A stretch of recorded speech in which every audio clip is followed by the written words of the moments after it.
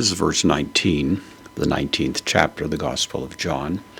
We're in the midst of the narrative provided by John concerning the crucifixion of Christ. He's just declared in the previous verse, they crucified him.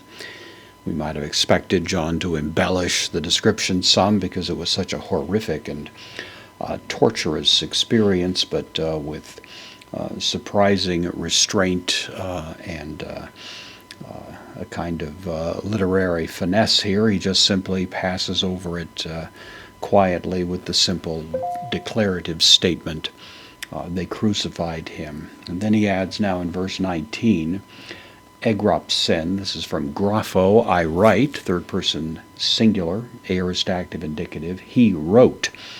Da, the postpositive, but he wrote kai. Kai here, since it's right with da, is probably going to mean also.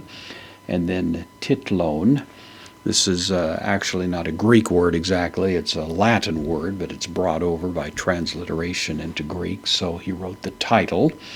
And then, of course, the subject of the verb, ho pilatos, so Pilate wrote the title.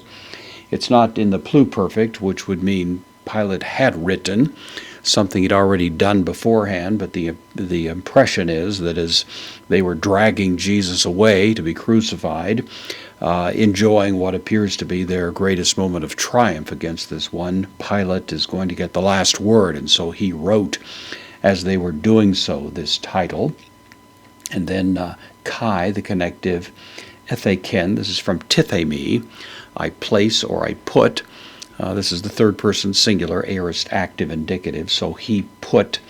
Epi, preposition, takes the genitive here, to staru, put upon the cross, the genitive article with the genitive noun for cross.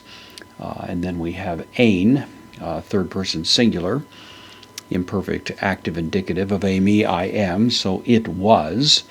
And then da, postpositive, gegramenon. Gegramenon is the perfect passive participle, so it was written, or on it was written. Nominative singular, neuter, because it's referring to the title that was written. It was written upon it. And then the title itself, Jesus, the name for Jesus, ho Nazoraios, Jesus the Nazarene. And then ho Basilus, the king ton udaion, of the Jews, the genitive plural of this masculine noun. So Pilate is getting the last word in a sense, as he has affixed on the cross of Jesus this famous title now, Jesus of Nazareth, the King of the Jews.